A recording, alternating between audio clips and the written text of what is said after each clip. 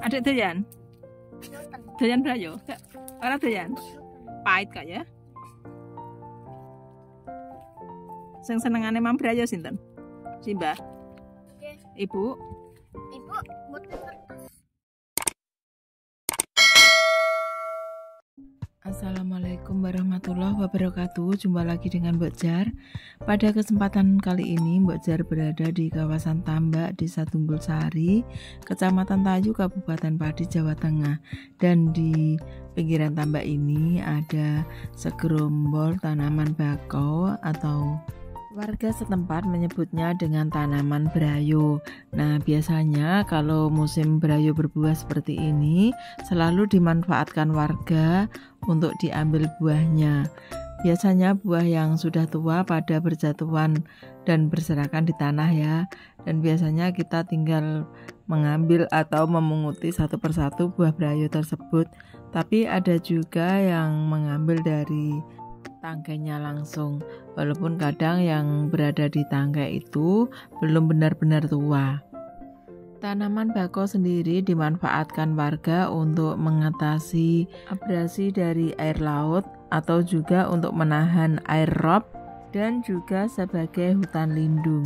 Adapun manfaat lain yaitu untuk bersarangnya kepiting bakau dan juga untuk tempat bersarangnya habitat lain seperti burung dan juga binatang-binatang lain. Selain itu, tanaman bakau juga dimanfaatkan sebagai tanaman peneduh dan buahnya bisa dimanfaatkan sebagai makanan ringan apabila kita mau memanfaatkan buahnya seperti ini.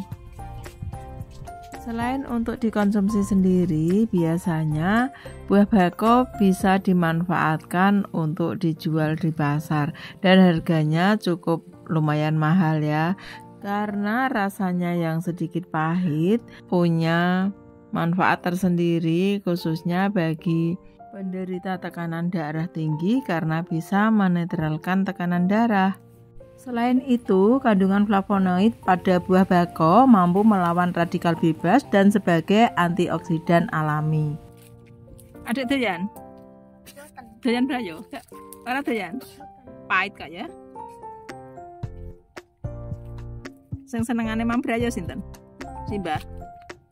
Ibu? Ibu butuh kertas. Nah, ini adalah kegiatan anak-anak yang sedang memunguti buah bakau yang berjatuhan.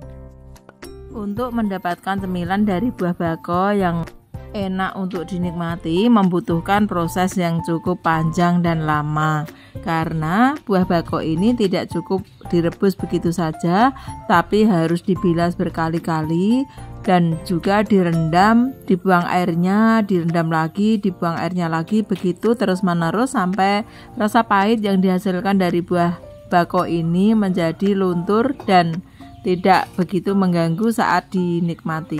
Bagi yang malas mengolahnya langsung, buah bakau yang masih mentah ini bisa dijual langsung ke pengepul ya, dan pengepulnya yang akan memasaknya atau memprosesnya untuk bisa dipasarkan. Nah, cara memasak buah bakau sangat mudah ya.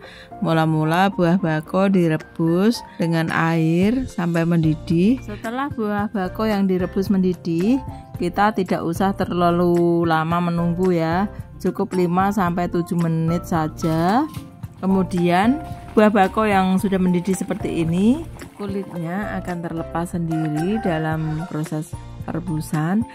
Ini kayaknya sudah matang, segera kita matikan api, segera buang airnya, dan sambil kita membilas, kita bisa meremas-remas agar kulitnya ikut terhanyut saat kita membuang airnya. Tidak ada patokan ya, kita harus membilasnya berapa kali. Semakin banyak dibilas, semakin bagus. Nah, ini adalah kulit luar dan harus kita buang. Kalau air cuciannya masih berwarna, kita harus terus membilasnya ya. Semakin sering dibilas semakin bagus. Karena buah bakau yang baru direbus seperti ini rasanya sangat pahit banget ya. Sehingga kita harus merendamnya, membilasnya begitu terus menerus hingga rasa pahit yang ditimbulkan dari buah bakau ini luntur sehingga buah ini enak untuk dinikmati. Setelah kulitnya bersih dan air cuciannya sudah jernih, kita tinggal merendamnya ya. Saat merendam, kita bisa membuang airnya untuk diganti kembali dengan yang baru, dan ini bisa dilakukan setiap 4 atau 5 jam sekali. Jadi dalam sehari kita bisa membuang airnya kira-kira 4 kali atau 5 kali ya, tergantung kita. Setelah direndam kurang lebih 2 hari dan airnya diganti berulang-ulang, maka buah bako ini bisa segera dikonsumsi. Nah, ini adalah penampakan buah bako yang sudah diproses sekian lama dan sudah ditiriskan. Kita tinggal menyiapkannya untuk disajikan dan ditambahkan dengan kelapa parut. Wah, ini akan menjadi cemilan yang sangat nikmat dan menyehatkan. Nah, siapa yang sudah pernah menikmati lezatnya buah bako? Kalau yang hidup di pesisir pantai pasti tahu ya buah ini. Tapi bila sahabat-sahabat Mbok Jar yang berada di pegunungan atau yang jauh dari lokasi pantai pasti tidak mengenal buah bako ini. Rasanya yang agak sedikit pahit, tapi bila dipadukan dengan kelapa parut seperti ini, rasanya akan nikmat di lidah, terutama bagi penggemarnya. Selain diolah sebagai cemilan, buah bako juga sudah dimanfaatkan sebagai bahan kopi dan juga sebagai campuran berbagai macam kue termasuk agar-agar dan lain sebagainya. Semoga kedepannya buah bako bisa menjadi salah satu komoditas pangan yang bisa dimanfaatkan oleh masyarakat sekitar pantai untuk menambah penghasilan. Nah, demikian tadi review Mbok Jar tentang manfaat buah bako dan cara mengolahnya. Untuk lebih dan kurangnya Mbok Jar mohon maaf.